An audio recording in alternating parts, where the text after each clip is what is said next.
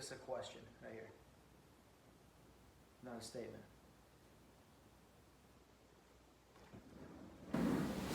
You want to defund the police department. Let's talk about how that looks. Many years ago, people smarter than me apparently decided that law enforcement no longer needed their benefits or any retirement packages, and they took all of our pensions away and gave us 401ks. So law enforcement's different than private sector jobs. Law enforcement is different because when private sector people are home on weekends and holidays and overnights, private sector people are home during snowstorms, thunderstorms, monsoons, tornadoes, or hurricanes. And when the private sector are home during terrorist attacks, active shooters, and mass casualty situations, law enforcement is outside. And law enforcement is doing their thing. So we're different than the private sector people because more is expected from us. Before we get too deep in this, I want you to understand that I understand the need for certain programs that they want to take money from the police department to fund over here. Like mental health development programs, I get that. Suicidal hotlines and programs to help people that are depressed or suicidal. I get all that, and I totally agree with it. Like, I think more money needs to be put in those programs for people that need that help, because as a country and as a world, individually, we are all different. We all have our own different problems and needs, right? So that before you guys yell at me for saying that that's not important, it is important, okay? But I want to talk about taking money away from the police department. So many years ago, like I had said, they took our pensions away and some of our benefits, which is one of the main reasons why law enforcement stick it out. Aside from the normal passion to become a police officer and to help people. And what happens is when you start taking away money and pensions from people and benefits from the law enforcement community, the quality of your candidate that wants to be a police officer goes from here to here, right? So the best police officer, your best qualified candidates out there that would want to be police officers normally, they don't want to be cops anymore. Because why would they, right? After all the shootings and things like that, and police department took a hit, many years ago, why would anybody want to become a cop, right? So the good quality cops, the best candidates, don't apply for law enforcement anymore. When I took my test in 1997 for the town that I work in now, I think there was 500 people for 2 spots or 3 spots, 500 people. One of our local cities just had a test and there's 45 people there. So what's happening, this VNAC is way too short, but that's all right. So the quality of your candidate comes down. So now your pool is smaller, right? So your pool goes from 400 people to 100 people. And you got to pick your best officer candidates from there, which is down the bottom of the barrel, really. And so we wonder why there's bad police officers. We wonder why there's cops in cities over the years that have gotten arrested for sexual assaults and crimes and things of that nature while on duty and while working. We wonder why that happened. You're getting a borderline criminal. You understand what I'm saying? The quality of police officer that you want to apply for these jobs, you're eliminating off the bat. And you're inciting and inducing the bad element, the cops that we don't want on the road, to come and apply for the job. And no matter what you think, there's always going to be a need for police departments. And despite what the mainstream media may want, or what they want you to think, I feel that our community across the world, across the country, is very supportive of law enforcement. And I think they always have been. And what's happening is it's the loudest barkers in the room, which right now happen to be like 19-year-old kids that were borderline criminal before, and now they're opportunistic criminals, right? So now their friends are together going on the street to commit crimes and loot and set things ablaze, and so they're going to go do it too. Whereas like before this movement happened, they were just watching whatever they watch on television, Netflix, or whatever that case may be. The situation has catapulted them to become criminals. And if you don't think that these people that are not peacefully protesting, the ones that are not peacefully protesting, are criminals and should be held accountable, I think you're insane. because they want law enforcement and the police department to become accountable, right? Here's what I want. I want everybody to become accountable now. Everybody should be accountable now.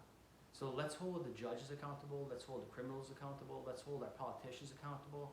Let's hold each individual person accountable and responsible for their own actions.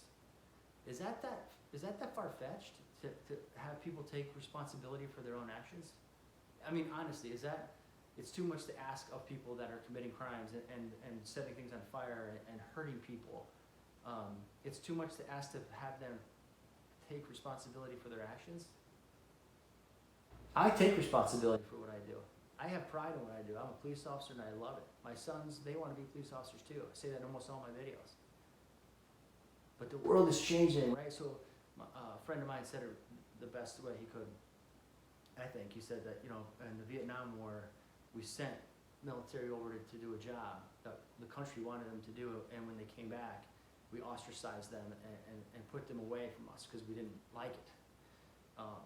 He contributed that to comparably to law enforcement, that we've done a job for the community and for the world and for the country that you guys wanted us to do in a way that you needed us to do it. And now we've done it, and now we're the bad guy, is what the mainstream loudmouths want us to think. We know differently. We know the community supports us, and just working every day on the road and patrol and seeing the support that I'm getting in the small community that I work in is huge. Yeah, I mean, it's people support the police department. You know why? Because people need the police department. Like, that's just the way it is. Police are needed forever, right? So think about it this way. We have people that call the police every day on a daily basis because the dog is barking too loud and they can't handle it. There's people in the world that can't handle that situation. They can't go next door and respectfully and peacefully knock on that door and say, hey, can you calm your dog down? They call the police department for it. We've gotten calls because neighbors can't get along because one neighbor's blowing leaves on the other person's property. You understand what I'm telling you? He's calling the police department because his neighbor is blowing leaves on his property. But we don't need the cops.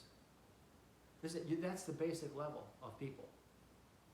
They can't get along enough to not call the police for that, barking dogs and then people blowing leaves on their property. So now you want to defund the police, give us lesser quality police officer, give us less police, less resources, less training, and expect more from less people, right? Because we've had we've had protests in our small town that the organizers and leaders of these movements and protests have called the police during the organizational part of it because they've been getting threatened and harassed by other people. You want to rewind that a second? They're calling the police department because they're getting harassed by people because they're organizing an anti-police protest. I got a lot of issue with that. But you know what? Not enough issue that I wouldn't go. It's not enough issue that I wouldn't go help that person, right? At these protests that we go for. We're there to protect them still. Did you guys see that incident with the 11-year-old girl in New York City? It's terrible. The 11-year-old girl was getting assaulted by a group of other teens, and the police were called in to help her, and a mass of people would not let the cops in to help that girl. They were throwing bottles and rocks and all this other stuff at them to keep them away from helping. But these are the people and the animals that you want us to just say, cool, let's hire a lesser police officer, let's hire less police officers, let's give them less training, less resources and vehicles and things, and ability and power to arrest people and maintain law and order. Let's do that less now. You guys have to understand there's an animal that exists out there that you can't stop. There's an animal exists out there that wants your stuff. There's an animal that exists out there that will take anybody's stuff that's easy to get. It's crimes of opportunity, and they look for weakness. They look for victims that are going to be easy. You take us off the streets and away from your neighborhoods, you're going to be the easy victim. And it's terrible. It's a terrible idea. In fact, it's such a terrible idea that other countries are not even considering it. I mean, they're increasing their law enforcement officers. So here's how it goes. Sorry, if you call 911, how long does it take on a normal day before all this bullshit started happening, right? Before all these protests and anti-gun, anti-police and all this stuff happening. You call 911, how long does it take to get a cop there? Hi, 911, okay, let's hope you get the right signal from the right tower, the right police department answers, and they send an officer out. 4 minutes, 5 minutes, 6 minutes, well, how much damage could an asshole do to your family in 6 minutes? Now, extend that time even longer because we don't have the resources now. Guys don't want to be cops anymore. And the ones that we did hire are lazy pieces of shit that don't want to do what they're supposed to do. That's because you've taken away everything from us. Our ability to effect arrests, our ability to use lethal force when it's necessary, our ability to enforce the law in our states, in our cities, in our country. You've taken all that away and you want some new kid coming out of college with a bachelor's degree to become a police officer. Nah, you're gonna get the borderline criminal that when he gets on the road, he's gonna fall in line with all that he knows. And all that he knows is how to be a criminal. And he's gonna become a criminal, but now he's got a badge that he took from me because I'm at the end of my line and I'm running out the door when I get the chance because of what you guys think you're gonna do with us. You understand the logic of it? It makes no sense. You're making a very difficult job even more difficult to find quality candidates. So it's gonna be a fucking disaster. Sorry. It's gonna be a disaster. And the pendulum will swing back, and it always does, but how long is it gonna take to swing back? And how much is it gonna cost? And I'm not just talking monetary, I mean, how many lives are we gonna lose in the meantime? In the meantime that it's swinging this way. Never mind how much it's gonna cost the towns and cities and states and criminal liability lawsuits and all this bullshit. It's enough, man. It's so frustrating and heartbreaking to me. It's enough. Taking away law enforcement is a terrible idea. Defunding the law enforcement community is a terrible idea. And like I said, those programs, they need more money. But here's the thing. You take away police officers and the members of the police department, how are those people going to go to these programs? How are the mentally ill and the depressed going to go get the help that they need? How are they going to get there? You make the mistake that people that are mentally ill, they don't know that they're mentally ill all the time. They don't know that they need help. They need someone to tell them that they need help. That's what law enforcement does. You miss that, though, don't you? You don't see that from your couches when we're committing a person to the hospital because they're a danger to themselves or others. We have that power to put them in the hospital when they're sick and they need help. How about the suicidal teenager that doesn't know he needs help and just wants to kill himself? You think he's motivated to go find help? You think he's motivated to pick up the phone and call 211? He's not motivated. You know why? He's depressed. He's so depressed that he's tying the electrical cord around the beam in the basement. Who's going to get that kid to where he needs to be and the help that he needs? That's what the police department does. These are things that you're missing. How about the people that really need us? Not the animals in the street setting dumpsters on fire. How about the people that really need us? And they call us and we can't get there. We got to rethink this. And we got to get behind somebody to start pushing this through because it is ridiculous. It's ridiculous. And if somebody was smart, they'd start a business. It's supposed to say prepare to act in the back of my shirt, and it does. But you can't see it. Someone should start a business that teaches people how to be kind and confident and safe, from businesses to local residencies. It's preparedact.com. You guys can hit that. Let's get it together, America. Have a good day.